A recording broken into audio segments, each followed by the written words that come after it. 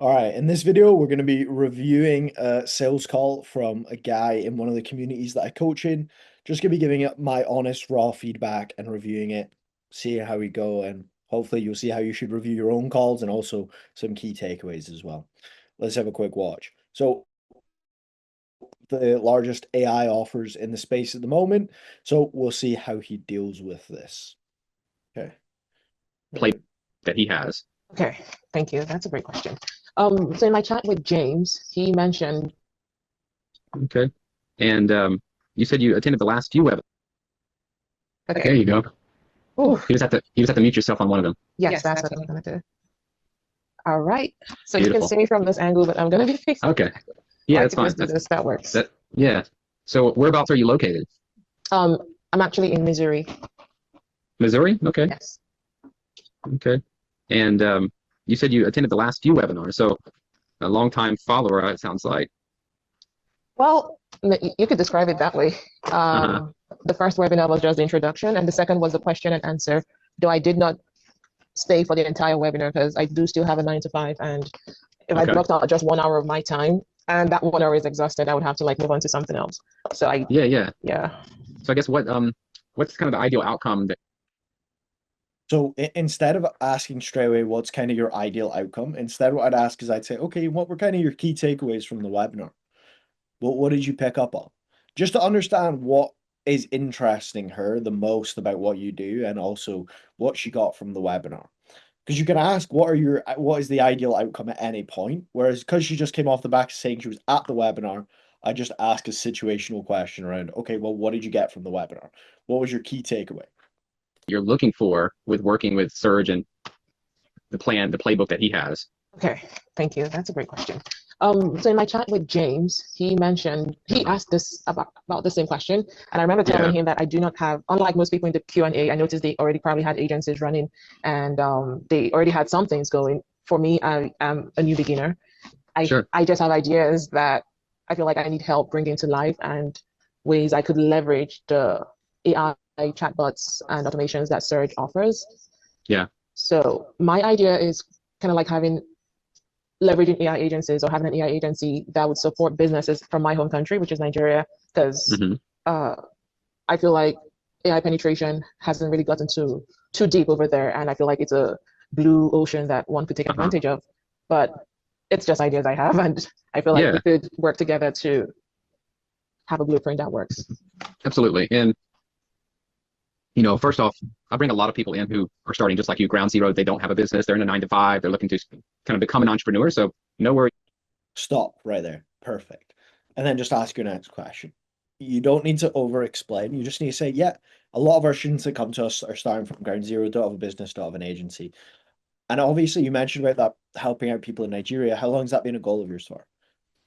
Like, we don't need to fill in with telling them stuff. Just that little bit is more than enough. There, right? That's why we have the playbook and the step-by-step process, and that's why we have Cook AI, because it takes your strengths, what you know, what you're interested in, and then it combines it with the 1% playbook that we've trained the models on to craft your perfect offer. So no worries there. In terms of also, we don't really need to know exactly what it's going to look like, who you're going to offer. Like, we don't expect you to even really know that. What I mean more so is kind of like beyond what the offer looks like why even become an entrepreneur versus just stay in your 9 to 5. Like, what's the driver? What's the dream outcome?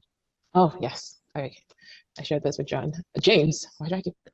So this is a huge problem that we run into when we ask the same unsituational questions. Is every question that we've asked so far, we've got the same answer of, oh, I already told James this. I had this conversation with James. I told James this.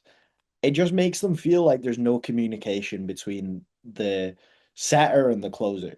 So you need to be asking situational questions, which is why bringing up, okay, how long have you wanted to start that in Nigeria for? Oh, I swear. Is that kind of the big goal for you here? Or like, what is the main overriding goal for you?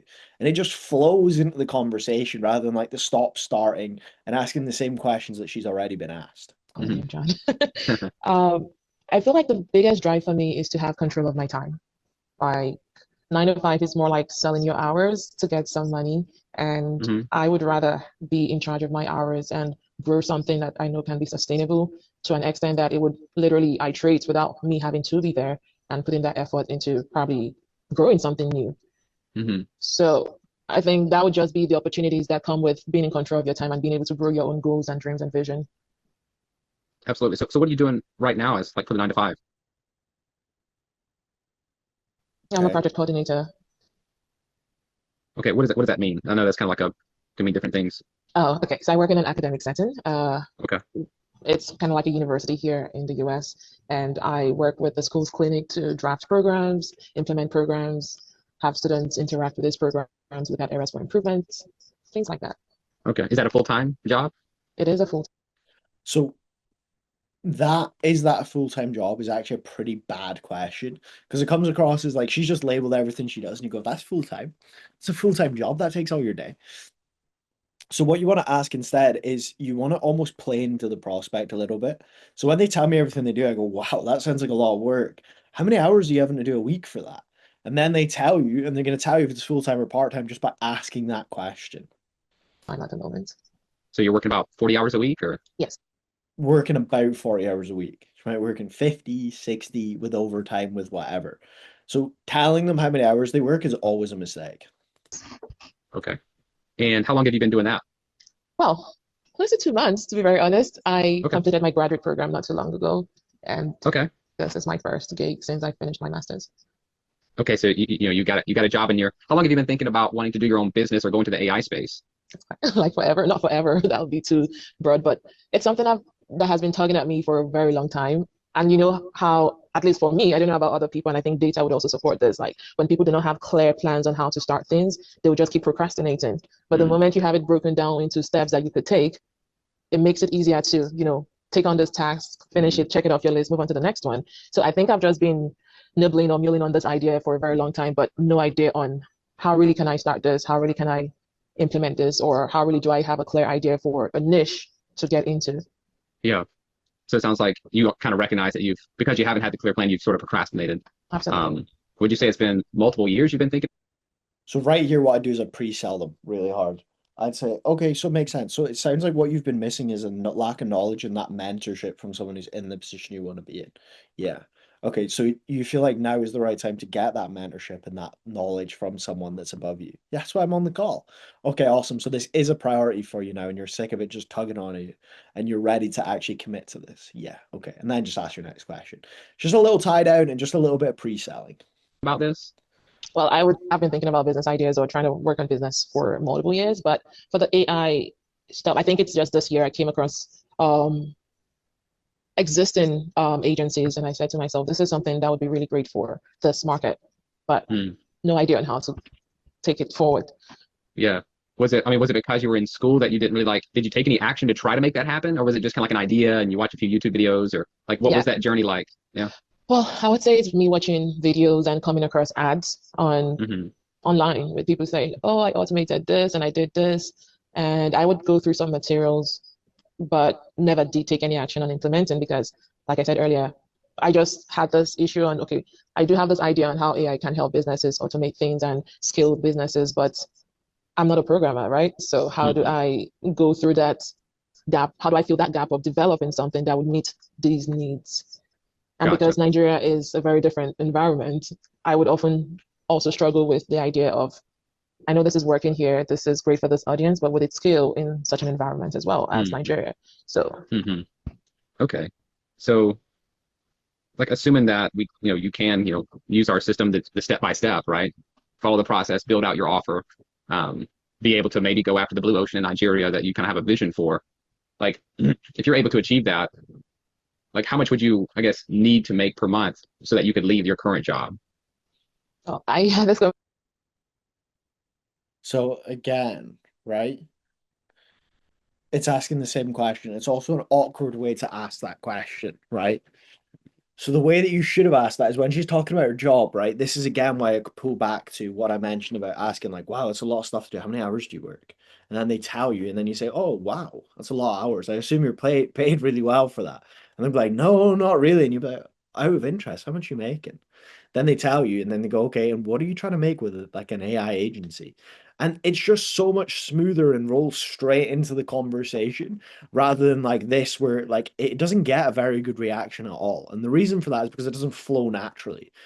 And like she even says it, like, I had this conversation with James. conversation with James. I feel like we're touching on the same thing, which is fine because Yeah, again, it just keeps I wish you would have right sent in me the my notes. brain. I don't have the notes here. I wish you would have sent me the notes. Like it's blaming the setter. Like we don't want to blame the setter. We want to just have an authentic, normal conversation. And then we don't run into this problem.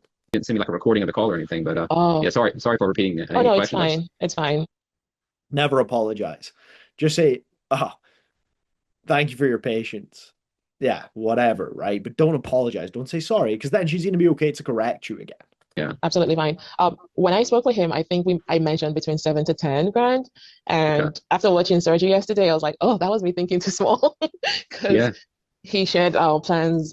He shared with us other clients he's helped and how much he's been able to iterate their business. And I'm like, whoa, this has me Mhm. thinking small. But again, I'm like, for beginners, this would be great. But again, he said, Mhm. stop calling yourself a beginner. So I'm like, okay. Yeah. I don't know the word to use, but for a future entrepreneur, I think between 7 to 10 would be enough to say, you know what, I can put in all my effort into this Hmm. and I know it's going to grow. Gotcha. Okay. Beautiful. Beautiful. Yeah. It's a completely normal start, right? But as you might have seen, like that's typically what we want to aim for one client, right? So, um, when are you ideally wanting to get to that place where you can, be at that income level with your AI agency? Like, what do you have in mind as far as like a goal or timeline? My goal would be, say, in the next 60 to 90 days. And that might be, again, I try to be very realistic when I make goals and plans. And saying 60 to 90 days might seem like too soon or a very close call, but I feel like when you have a plan that you have confidence in, you will Mm-hmm. be more willing to go all out, knowing that not only am I putting in the work and resources, but I equally have a blueprint that has worked. Mm-hmm. And yeah, that gives me some bit of confidence or a lot more confidence to say in 90 days, I hope to be seeing results, enough results to push all of my time and resources in this direction. Mm-hmm. Now, with your 40 hours, So there I would have challenged her on her belief. I need to make my goals realistic. Okay, why do you feel like such a low goal is realistic? Because that's all I've ever achieved. Okay. But do you think there's people who've joined our program and in 60 to 90 days have done way past that? Yeah. Okay. What's the difference between them and you? Oh, I don't know. Well, one, that they started, right? But two, that they set their expectations to way past what you're at, right? Because what we set our expectations to and what we set our goals as are usually what we achieve. Would you agree? Yeah, okay. So do you feel like by setting ourselves up just to get a tiny bit of success, that's all we'll ever get? Yeah. Do you feel like if you came in and you set up a 90-day plan to get to 10K a month, do you think you'd have more chance of getting there? Yeah. Okay. Why? Challenge her on that belief because that belief is what's held her back for all this time. So we need to challenge her on that and push her back on that instead of just going straight into this. of work, how are you going to make the time, I guess, to focus on this new AI agency? Like, have you planned for that? So the plan is getting hours after work. If Mm-hmm. I'm leaving work at 4:35, I should be able to manage another 4 hours before I go to bed to put into growing this before we get to the point of saying, okay, I think because within that 90 days, it's just you working to see how you can phase out this 9 to 5 and redirect that time into Mm-hmm. growing your business. So that's the Okay. idea I have in mind. Okay. Yeah, and that's plenty. 4 hours is a good amount, especially when you're working side by side with your current 9 to 5. I guess for you, is this AI dream of Go the Business, is this like a must for you, or is it like it'd be nice, but if not, I'll just continue, with my education or my kind of education like job? Like, how do you see? That's like it's like asking the cost of an action but beating around the bush. Like just ask it. Be like, are you like obviously you're in the education right now. Let's say 20 years from now you're still in that education job. Are you happy with that? No. Why? Well, I want to start this business. I want to help people in Nigeria. Okay, so what do you feel like you need to do to make that happen? Well, I need to do something. Okay. And just get the commitment instead of beating around the bush with the cost of an action. That? Is this like a optional thing, a nice to have, or like I'm gonna make this happen one way or the other? I would say I'm at the point where I'm going to have to make it work one way or the other because I think I've just been procrastinating for the last 5 years when I got this crystallized idea of 9 to 5 is not the way.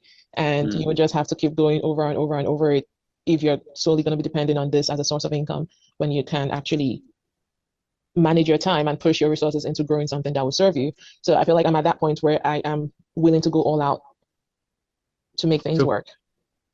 but like for you, like there's a lot of people who, they go to college and they get a good job and that's fine for them. So for you, where does that come from? Wanting to control your time or wanting to reach for more that's outside the ordinary? Like, where does that come from for you? Well, I'm a big dreamer. I'm a big thinker. I like to say that, how people talk about the Matrix. Yeah, And I yeah, yeah. like to think that I have sat down to observe my environment and observe the system. And I think the system is designed to keep you hooked on it or keep you Mm, very dependent on it. Because when you look at the lives of the 1%, they're not necessarily doing what the mass majority is doing, right? They are taking risks, they are putting in that work, they are seeing results, and they are building new things in addition to what they already have going for them. Someone I like to look at is Jeff Bezos and how he started mhm, out and where he's currently at and how they keep migrating in the sense that they're not even saying, oh, we've gotten XYZ status and we're fine with it. No, because the mhm, world constantly keeps changing and change is the only thing that's constant. You have mhm. to keep vibrating in that direction or else you just remain stagnant and the world will move past you. So as much as I have the 9 to 5, I just feel it's not sustainable for the life I want for myself. Yeah, yeah. So like there, I would have asked, okay, so obviously you've noticed that the people in the top 1% take risks and they do X, Y, Z. Why haven't you done that already? Oh, and then she's going to give you her objection. She's going to give you one, her objection, two, her limiting belief, and you can probably close her right there.